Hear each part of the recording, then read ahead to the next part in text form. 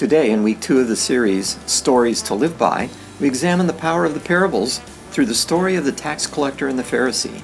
Don't we all tend to have an inflated sense of self, deflated sense of God, or distorted sense of values? Aren't we often spiritual paupers? Here's Pastor Seth. We're looking at some of the parables of Jesus. Parables are interesting things. Normally in our Western world, we like to know what are the principles, lay out the teaching, lay out the bullet points. And there are some times when Jesus did that, but there are a whole lot of times where he didn't do that. He told a story, a parable. Why would he do that? Parable is made up of a Greek word, a combination word, a prefix and a root word. The prefix is para, which means alongside of, and balin, which means to throw. Kind of to throw alongside, hoping somebody will catch it. I remember when my son was about 4 or 5 years old, we started going outside and playing catch. The first time we started playing catch, I said, "Hey, Cole," throw him the ball. Not very good at catch. But we kept at it until it came to the point where he caught the ball. And then it became fun for him. Throw the ball. Throw it to me again, Dad. Caught the ball. Oh, and Jesus told didactic proofs, teaching. It's very easy for human nature to go, "Yeah, I've heard that before. Got that. Okay. I was hoping to hear something new today." In other words, they didn't catch it. But a parable has the ability not just to enter into someone's head, but to make its way down into the heart and resonate. And something down there goes bing, in a different way that a didactic teaching won't. I suspect that part of it is we identify with one of the people in the parable. And we don't identify with some of the other people. The power of a parable, when I think of this, it sort of acts like a mirror. We may have heard a certain truth for years and years and years, but when we see it in story form, suddenly, ding, light bulb goes off.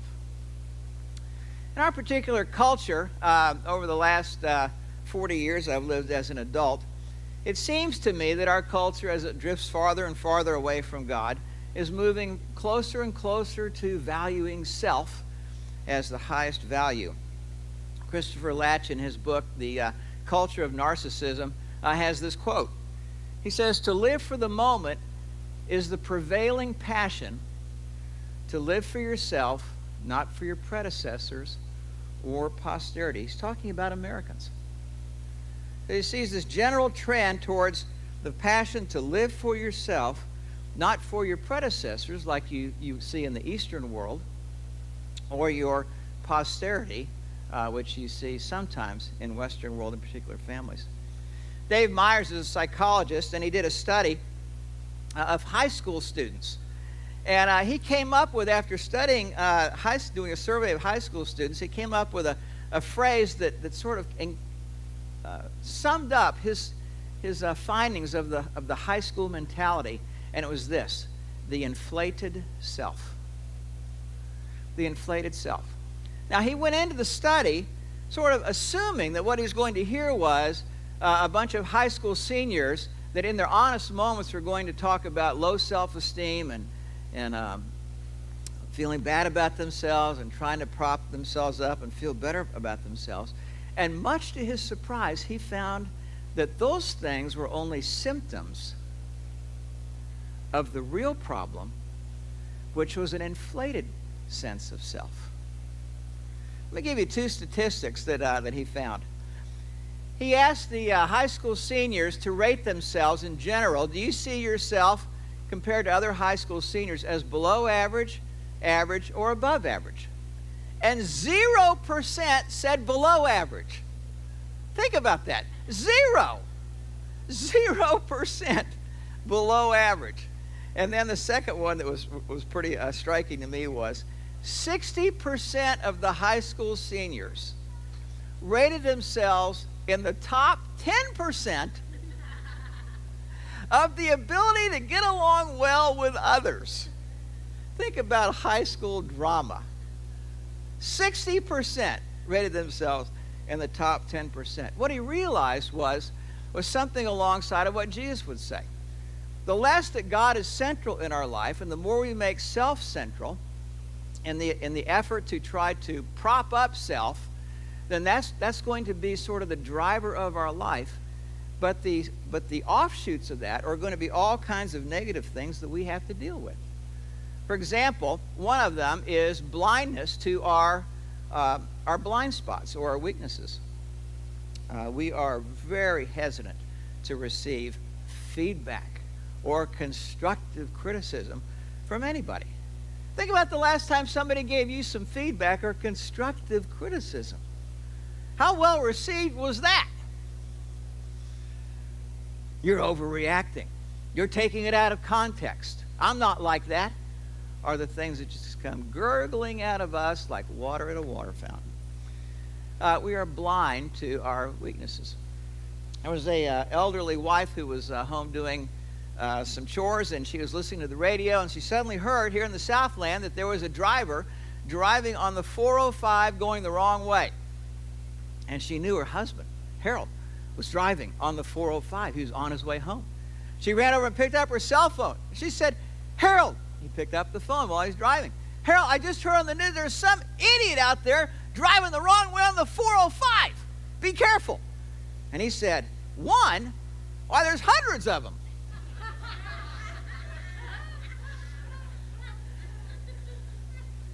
Blind. The second thing we'll find is you're going to find within yourself the urge to have things your way, your idea, how it ought to be done, how something should be done, or to have to be right, or to have to be the first person that thought of this idea. You will find, I think paradoxically, a rise in anxiety, which it seems in my just very casual observation, that the more that we sort of elevate self, and then the fourth one I observe is how critical we can be. Whenever we're trying to, without even knowing it, prop up self, one of the ways that our fallen heart does that is to sort of put other people down in our hearts. Now, most of the time we think about being critical, we can think of that person over there or in your extended family that's way, but you probably don't think about yourself in terms of being critical. But let me tell you the kinds of things that went through my mind this past week while driving.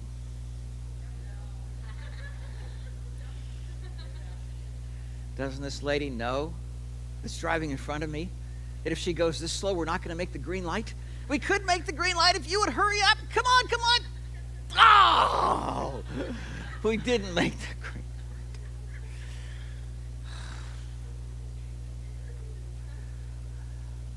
Anybody ever try to turn left on Irvine Center Drive here to come to church? You're coming over from Sand Canyon. Anybody try to do that? Yeah. At lunch, I come that way usually. The left-hand light is short.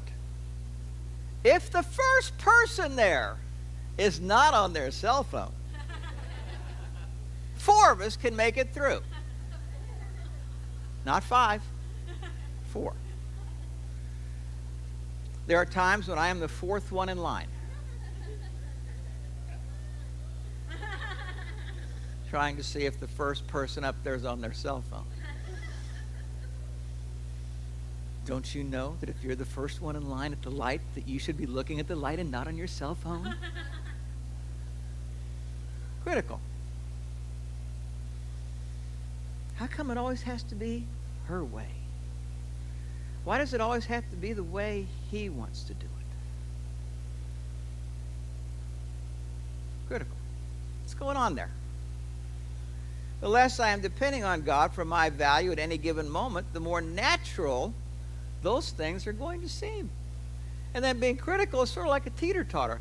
If I finally get so sick of being critical towards others, then I start being critical about me. Hey, what am I doing? I should be humble. It goes down here. Then I start the process all over again. Critical towards others, critical towards me. Critical towards others, critical towards me. Now, it's with this background that we look at the parable Jesus told to a group called the Pharisees. The epitome of religiosity in Judaism. Luke 18:9. He told this parable to some who trusted in themselves that they were righteous and despised others. Here's the setting of the parable. To those who trusted in themselves, and the Greek reads, that this was spoken of, reads something like this: those who decided that they were the judges and arbiters of their own goodness. Not God, themselves. Today we would say something like, well, I know I'm not perfect, but I'm a pretty good person. That's who the parable is addressed to. People like us. Now, there are two people in this parable. The first is the Pharisee, which I think of as the performer. The performer. Luke, he starts the parable. Two men went up into the temple to pray. That was the objective, or at least that was the spoken objective, to pray. One a Pharisee, the other a tax collector. Now, a Pharisee, in our particular day and age, is a synonym for hypocrite, or somebody who's an extreme rule keeper and sort of loses sight of people and love and those kinds of things. Pharisee. Somebody mean and critical you don't want to be like. But 2,000 years ago, Pharisee was kind of the pillar of the community, looked up to and esteemed and revered as a religious fellow and somebody whose example we should follow. Ironically, the Pharisees were the people who lost sight of the purpose of the Old Testament story. The Old Testament story was not about, tell me what right religious things I'm supposed to do, and then watch how I do them. Old Testament was there to tell us, oh my gosh, look at all the things I'm supposed to do and supposed to be, and I'm not. Something in me needs fixing. Well, the Pharisees were about as far from that as they could be. Went up to the temple and prayed. Verse 11. The Pharisees stood and prayed thus, and then look what Jesus says next about this man. The Pharisee stood and prayed thus with himself. Now, the Greek could also be translated to himself or for himself. And the idea is, instead of a prayer being the expression of a God-centered person, what you see is this is the expression of a self-centered person, a self-centric rather than God-centric person. He prayed thus with himself. And here's the prayer. God, I thank thee that I am not like other men, extortioners, unjust, adulterers, even like this tax collector. I fast twice a week. I give tithes of all that I get. Now, what stands out to you? What stands out to me as I think about this is that here's a man who is no question is devoutly religious, but is devotedly self-centric. Devoutly religious, devotedly self-centric. And that's being exposed in the light of this parable. If you look at that prayer, you're not going to find anything in there about praise to God or anything about thanksgiving. You're not going to find prayers for other people. All you're going to hear is sort of self-congratulatory, aren't I such a good boy? Look at all that I do. Now, this particular man, as Jesus talked about in other places about the Pharisees, was driven by two things. And that is to be impressive and to feel just a little bit more superior than you. Not a whole lot, just a little. Just like we are, impressed and superior. He said, I fast. He said, I fast twice a week. The Old Testament told the people to fast once a year. Pharisees normally fasted once a week. This guy's got nothing on me. Twice a week. Hey, I give tithes of all that I get. People are supposed to tithe all their income. This guy's tithing not only on his income, but his birthday gifts that come in. And his gift cards to Starbucks, he's tithing on those. I thank thee I'm not like other men, extortioners, unjust, adulterers, people that are on their cell phone when they shouldn't be in the car. who aren't turning on their blinker when they're in a parking lot to let you know you could go. But no, we've got to wait for God to make the turn first. Comparison. Not that yours truly ever thinks things like that. Paul says, not that we venture to class or compare ourselves to one another, as some of those who commend themselves. Let's go to that next verse. But when they measure themselves by one another and compare themselves with one another, they are without understanding. Foolish. The terrible thing about comparison is that if I compare myself to people who, in my estimation, do less than me, then I feel superior. And that has consequences, as we've talked about at the beginning of this message. If I compare myself to those who are farther ahead of me, I get discouraged and want to give up. He says, you're without understanding. Either way, you lose. Now, as we think about the performer, I think about three just general things that strike me about this guy. The man had an inflated sense of self. An inflated sense of self. Sort of like a balloon. Blew up the balloon, bigger, bigger, bigger, bigger. Hardly even knew what was going on.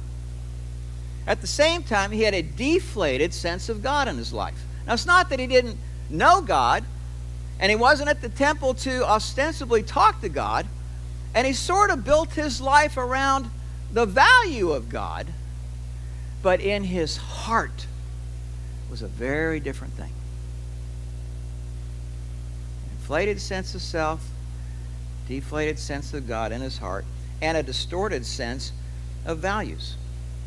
Distorted sense of values. What we heard him pray was the things that he didn't do, and then a couple things that he did do. What was exposed is who the man really was. And he seemed to be blind to himself. It was almost like you're looking at a facade. When I was in junior high, my parents took us on a family vacation from Denver. We went up, saw the Teton Mountains for the first time. It was pretty spectacular.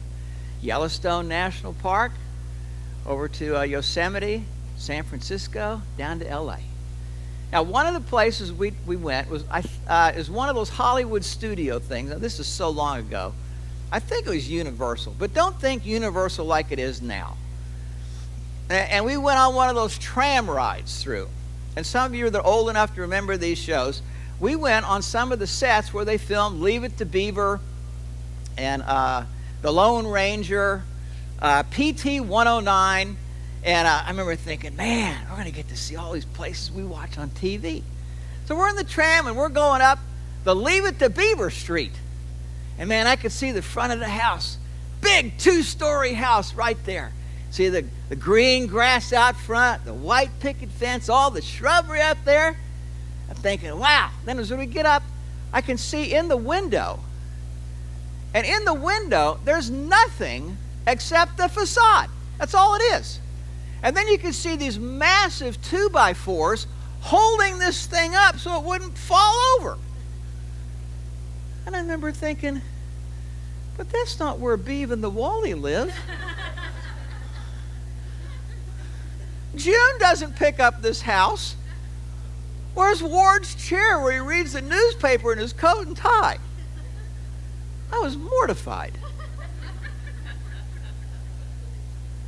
Then we went over to the PT 109 set. Now this, how many of you have ever seen PT 109? Okay, all right, there are like 6 of us. Okay.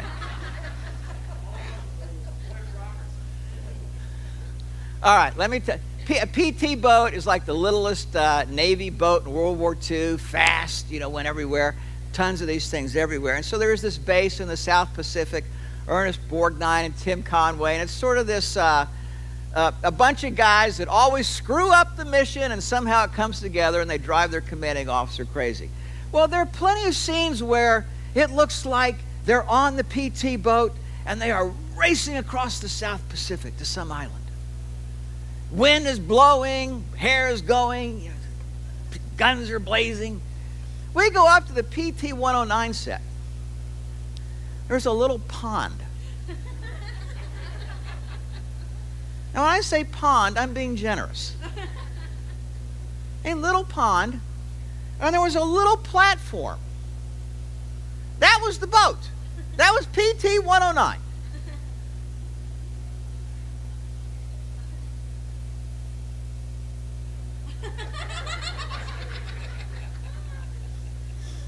I went home shattered.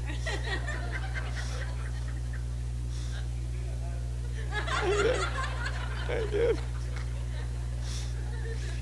I feel like my whole childhood evaporated right in front of me.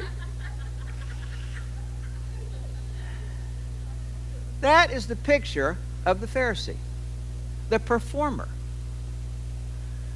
who without even knowing it is trying to elevate himself in the eyes of the other people just a little bit more than them so he can feel better about himself. And you don't have to be religious to do this. You could be just as irreligious and do the very same thing. That's the first person in our parable. The second person I think of as the pauper, or here the spiritual pauper, as opposed to the performer. Pauper, of course, is the fellow that knows he has nothing. Verse 13. But the tax collector. Tax collectors back then were seen with more disdain than they are seen today. I've been audited 3 times. Thankfully, it's been a long time since the last one. And of the 3 audits, I think I paid a total of $100 on the 3 of them. The last one, the auditor said, Mr. Gatchell, when I look at all your records and stuff, I have no idea why you're here. Well, that's good to know. But when I went in the first time, I was petrified. Man, I had all my records and my receipts and everything written out. Back then, it was worse. These guys in the Roman Empire were given the task of collecting a certain amount of quota, a certain amount of revenue for their area. And Rome didn't care how they got it. All we want is that number at the end of the year. Whatever you take over that, that's up to you. Well, as you can imagine, that made for a lot of fraud and theft. I'll try not to say anything more about taxes. Move on. The tax collector. He's standing far off. Remember, this guy went to pray too. What you notice here is something about his position. He's sort of off in the shadows. It's almost like, I don't even know if I should come. Well, of course he should. But there's something about him that standing far off, and then you see something about his posture. Jesus said the guy wouldn't even lift up his eyes to heaven. And he says he beat his breast. That's a pretty vivid picture, isn't it? You have this picture in your imagination? You see this guy? In your imagination, standing off to the side, over in the shadows, kind of face down like this. And then we see his prayer. God, be merciful to me, a sinner. That's it. That's his prayer. Not very impressive. We wouldn't even call it a formal prayer. I don't know if anybody's ever gotten up to pray in the 30 years almost of our church and prayed that prayer. In fact, it almost doesn't sound like a prayer. It more sounds like there's just something guttural coming up deep within him, just like well water that's just sort of coming up to the surface and just sort of just throwing it out there as a request. What you don't hear is a bunch of tripe and excuses. Well, I know I shouldn't have been harsh with my wife, but she was on me all week, and you can't blame me for what I said. Can you? Well, God, you don't expect me to keep that promise after all I've been through lately. Well, I told him I was gonna contribute that amount, but in light of what's happened to us, nobody would hold me to that.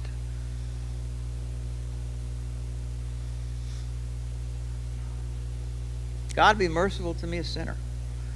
Now, what's fantastic about this is that the guy's prayer, as short as it was straight to the point, and it's exactly what he needed: mercy. I remember in junior high, one of the events for junior high boys on Friday afternoon was Fight Up on the Hill. Who are the two guys that were mad at each other? They're going to pummel each other. And we all went down there, and maybe 25 or 30 of us made a big circle, and these two guys would go at it, and we'd be cheering one for the other guy. Mostly grateful that I wasn't the one in the middle fighting.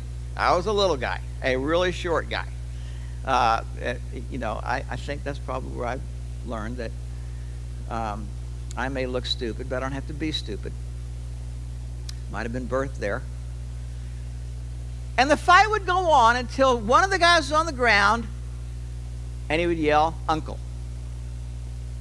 which at that point meant mercy. Meaning, there's no chance of me winning. I'm done. This is only going to get worse from here.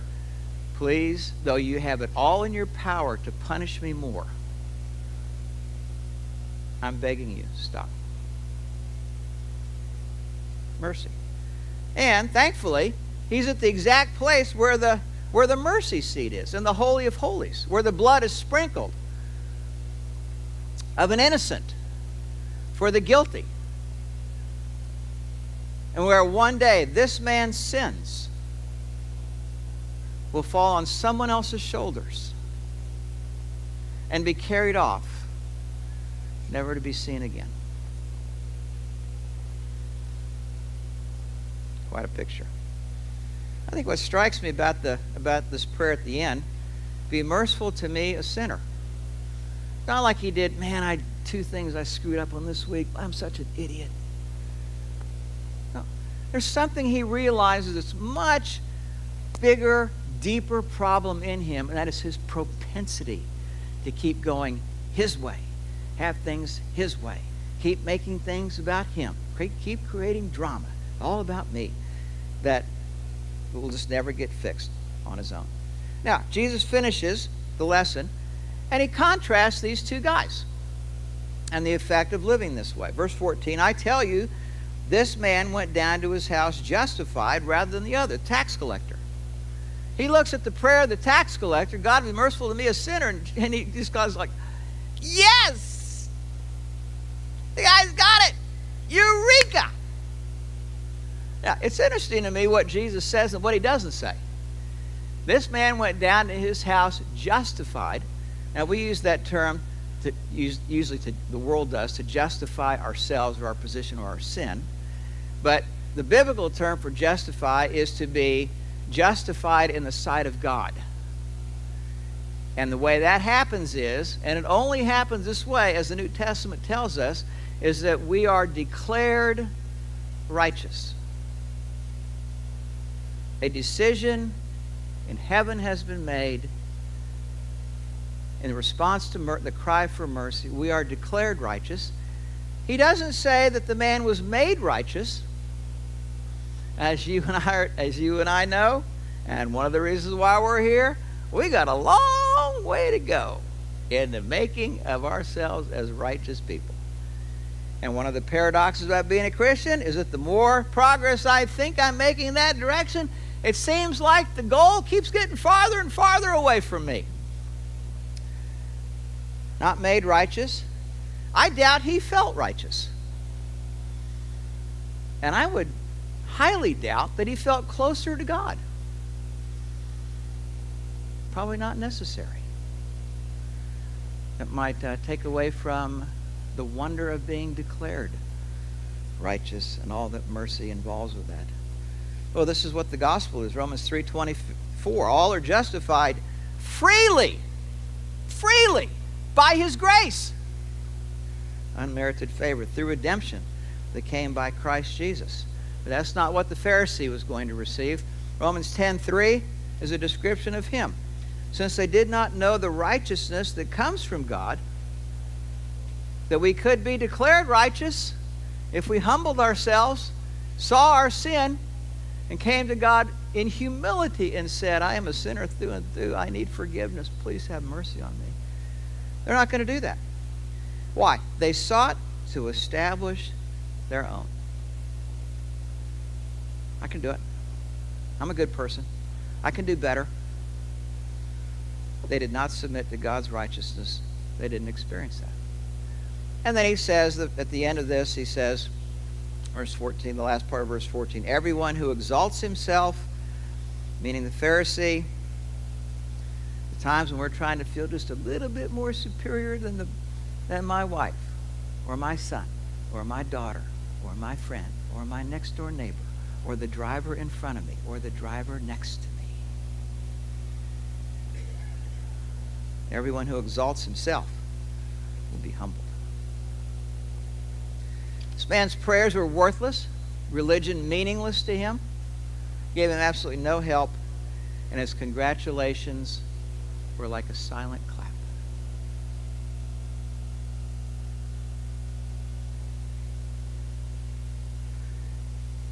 Now, before we close, I hope none of us will think about, okay, I see the prayer I'm not supposed to pray, and I see the prayer I am supposed to pray. Got it. That's not the point of the parable.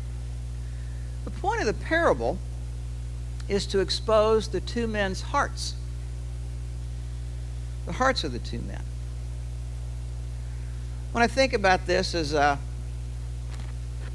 we wrap up in your handout, how am I supposed to live? What does this parable tell me about as I walk out the door and enter life again? There are two things. Yes, I am a sinner by nature. No surprise. I'm going to go my way, left to myself, every time.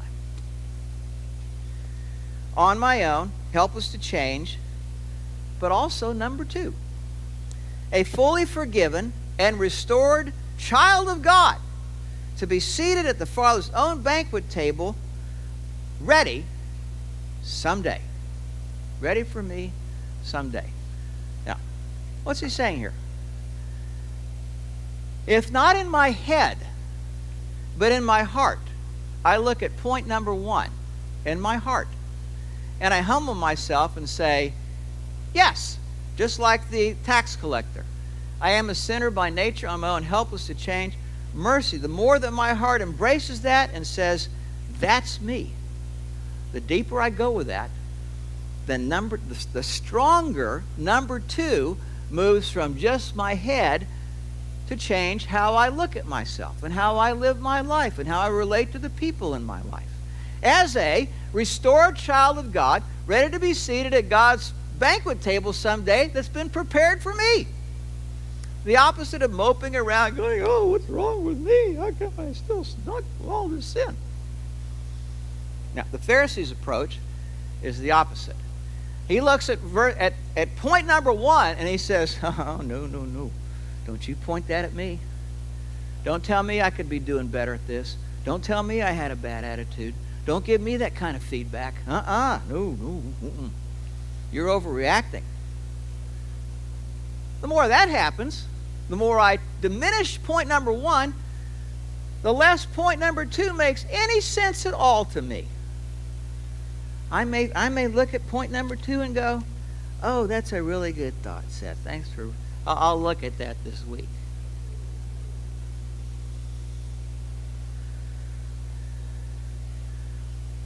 Really, the heart, you could say, is my self-centric person or a God-centric person. It's a question about the heart. And there it is. Inside that heart, there's a lock and a key. What's really going on in there? Am I driving the car? Is God driving the car? Am I in charge? I know what to do. Pretty good. Just watch me.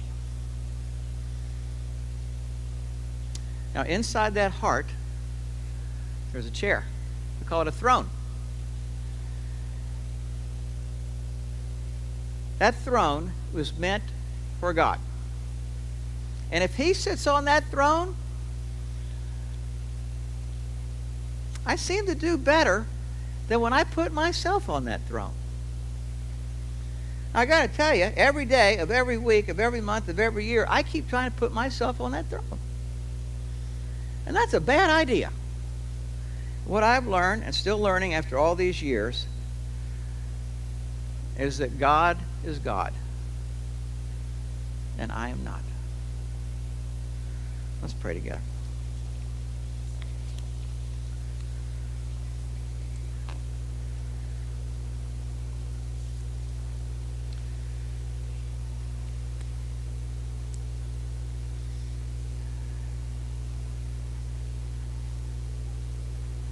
Father, I fear that we will just hear this parable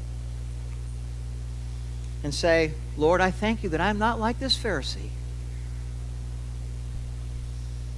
Our list of things that we don't do like others do, and our list of things that we do, and miss what you're trying to say to our hearts. To open up our hearts and expose who really, really, really is sitting in that throne.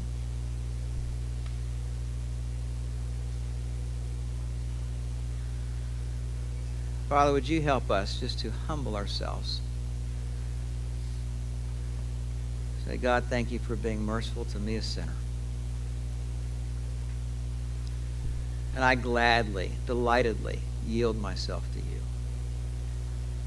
Why would I do anything else than that? Once again, receive me as a child, a little child, simply by faith and trust in your promises. And do your good work in me to change me from a self-centric person to a Jesus-centric person.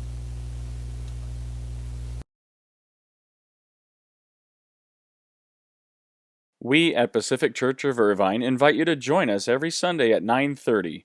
You can also visit our website at pacificchurch.com.